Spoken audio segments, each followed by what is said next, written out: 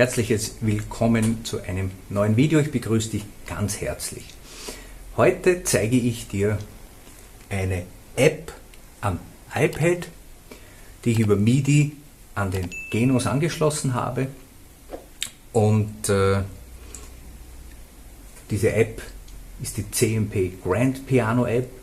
Diese App haben wir vor, was haben wir jetzt, 2022, vor circa 10 Jahren entwickelt. Ich durfte damals die Klaviersounds samplen, erstellen, programmieren, machen, hineinsetzen. Ich habe hier dazu, siehst du das auf den Schirm, ein uraltes iPad 2 genommen, also nichts Aktuelles, nichts hypermodernes, ein iPad 2, welches über sage und schreibe 512 Megabyte RAM-Speicher verfügt und 16 GB ROM-Speicher. Und diese App streamt, das heißt, die Klänge werden, kurze technische Erklärung, die werden vom Sample ROM, wenn man so möchte, von der SSD, in den RAM-Speicher geladen und nur die gespielt werden und dann auch wieder hinaus. So haben wir es geschafft, auch so große Samples, ein Klavier hat etwa 1,7 GB Speicher, in ein kleines iPad hineinzubekommen. Die Sounds wurden tatsächlich alle 88 Tasten, Taste für Taste gesampelt, auch noch in verschiedenen Stufen, sogenannte Velocity Layer, bis zu 8 Stufen sogar ein Klavier, ohne Loopings. Das heißt, die tiefen Töne haben tatsächlich ein natürliches Ausklingverhalten. Normalerweise werden ja immer nur kurze Töne gesampelt und man hört immer denselben Klang in der Wiederholung und der wird dann in der Lautstärke einfach nur abgeschwächt. Das nennt man Looping. Wir haben uns damals so entschieden, da es ja technisch gegangen ist, diesen Sound nicht zu loopen, sondern tatsächlich das natürliche Klangverhalten aufzunehmen. Das heißt auch die Resonanz des großen Bechsteinflügels zum Beispiel. Ja, und dann ist eben diese App entstanden und der Programmierer, der Christian, hat die technische Umsetzung komplett gemacht. Wir haben keine hörbare, spürbare Latenz, 5 Millisekunden, und wir können sogar bis zu 240 stimmig polyphon spielen, ohne dass es Tonaussetzer oder Verschlucker gibt. Das heißt zum Beispiel solche Dinge, gar kein Problem.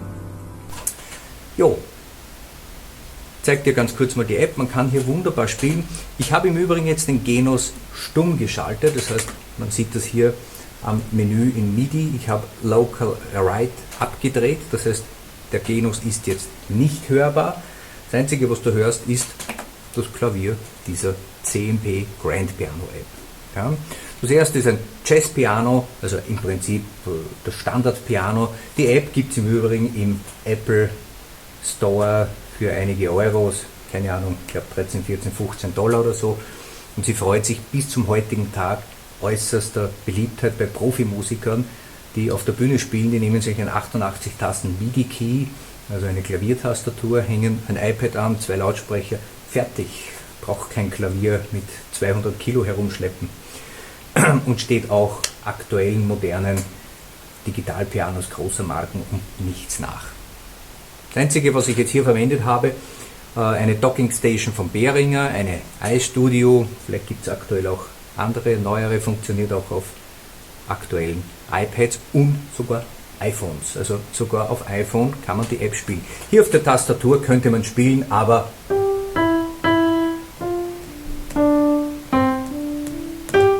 sogar anschlagdynamisch würde das gehen. Aber das würde natürlich ein bisschen zu weit führen. Ich habe das Ganze über MIDI verbunden, MIDI in, MIDI out, auf Kanal 1 in dem Fall jetzt, und er zeigt mir auch hier sofort die gespielten Töne an.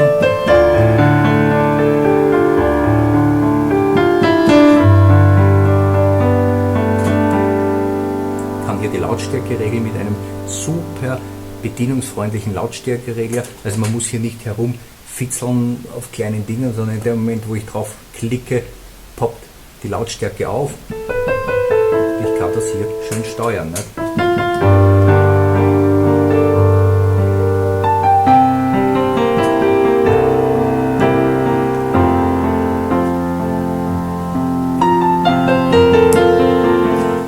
Jetzt ist natürlich jede Tastatur anders und auch hier gibt es eine Lösung. Ich kann die Velocity hier mit einer wunderbaren Kurve einstellen.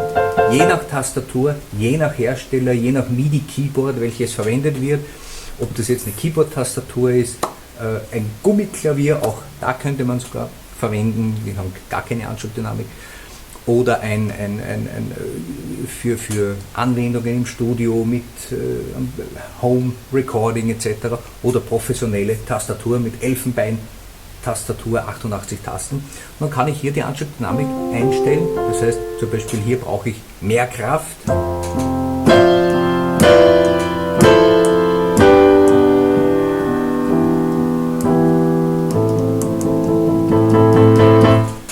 Jetzt hier für den Genus würde ich bei meiner Spielstärke, das ist ja auch vom Anschlagsverhalten immer anders,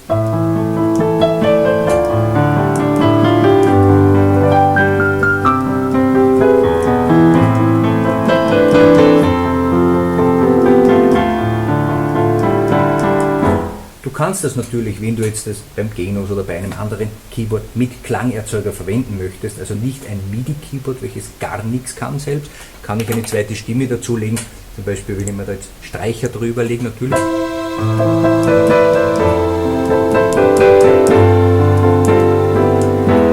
Oder ich nehme einen Style dazu.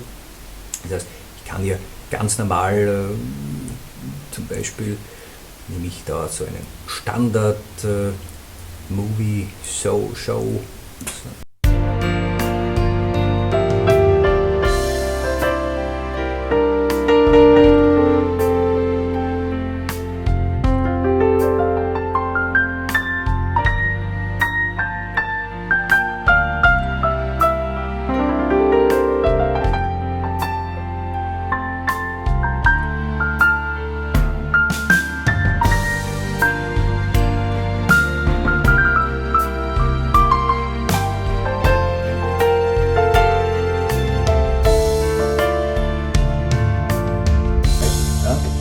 Also man kann es natürlich auch kombinieren. So, jetzt gehen wir wieder weg, wir schalten alles ab, wir hören nur noch das Klavier.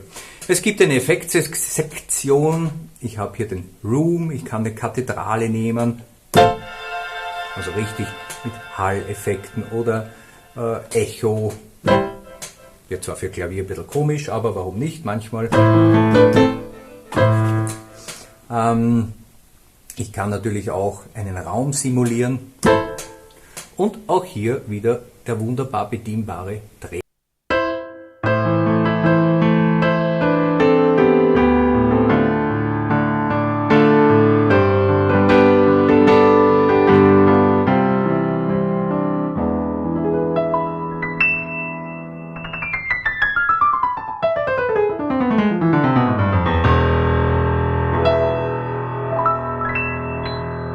Trick gibt es natürlich nicht mehr, ich habe jetzt eine Oktav höher geschaltet. Und das war's. Also Original Klavier abgesampelt. Das zweite Klavier, was dann mit dabei ist, ist ein Steinway Grand, die D-Serie. Und der klingt dann schon ein bisschen voller, auch hier im unteren Bereich.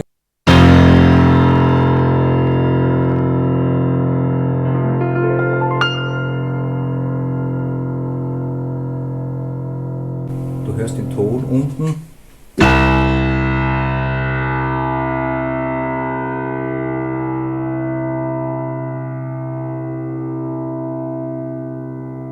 Also er verändert auch seine Klangcharakteristik, nicht?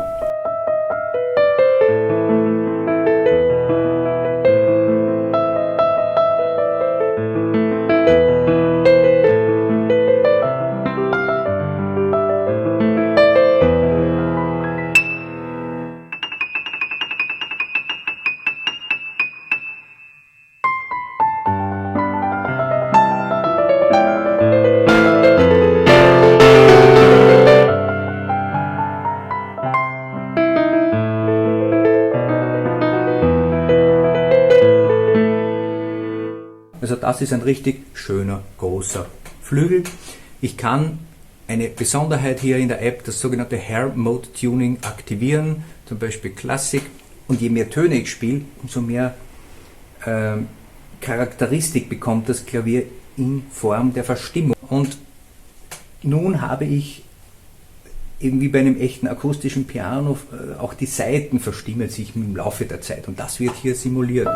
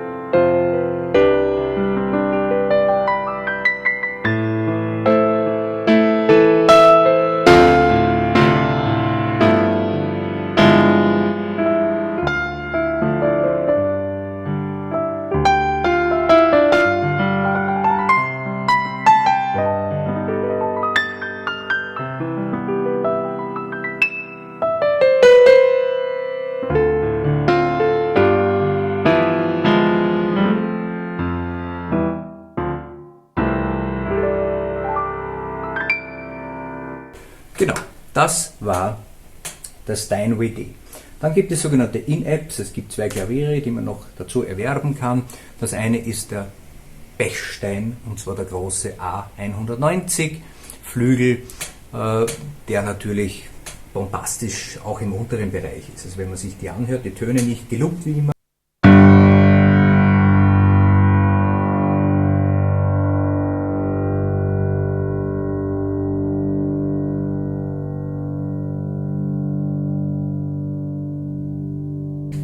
Entfaltet sich so richtig schön. Ist noch immer da.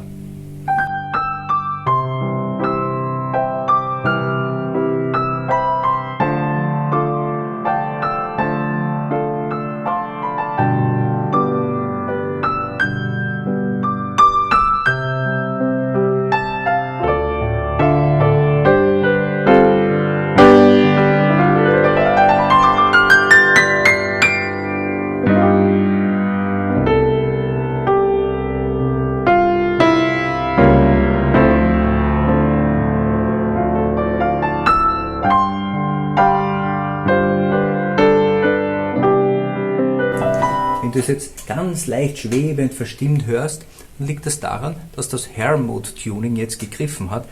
Das C ist um 5 Cent, wie ich hier sehe, verstimmt, das Mikro-Tuning. Das Fizz ist um minus 20 Cent. Und das ist organisch, das heißt, es geht wirklich nach dem, wie man spielt.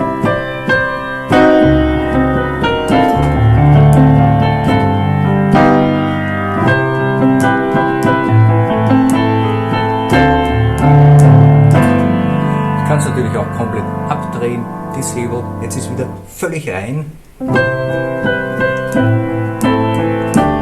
Frisch vom Klavierstimmer.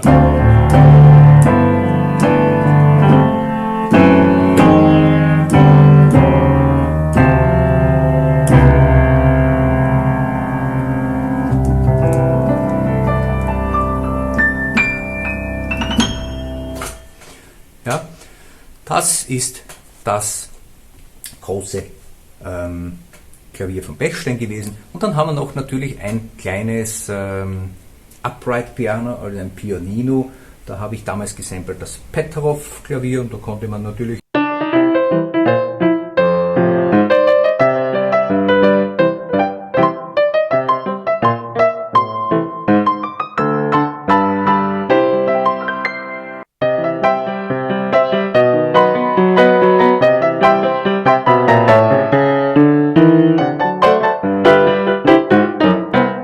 kann man natürlich auch das Hair Mode Tuning wunderbar einsetzen, Hair Mode Classic oder Pro Jazz. Ne? Und da ist natürlich dann kriegt dieses Pianino noch mehr Schräge hinein.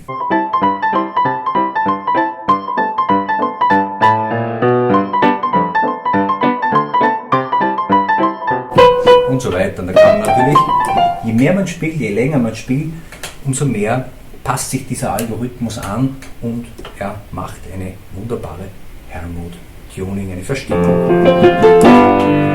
Natürlich sind hier die Saiten beim Pianino kürzer, dadurch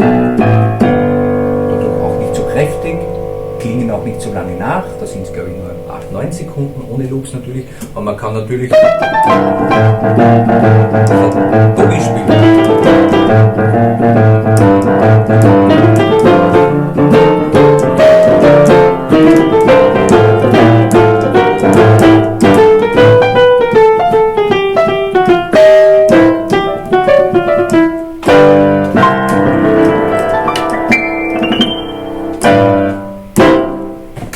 Also man kann wirklich ganz viel Spaß haben mit dieser Klavier-App, wenn man gerne hochwertige Klaviersounds haben möchte. Für kleines Geld, die kostet wie gesagt 13, 14, 15 Dollar, diese App. Und du hast ein iPad oder ein iPhone, das funktioniert ab dem iPhone 4 oder iPad 2. Ab da ist diese App sogar lauffähig. Ja, das war es auch schon für heute wieder. Eine coole App für kleines Geld mit ganz hochwertigen Klaviersounds, ein Steinway, ein Jazzpiano, ein Bechstein und das Petrov Pianino. Viel Spaß und wir sehen uns in einem anderen Video wieder.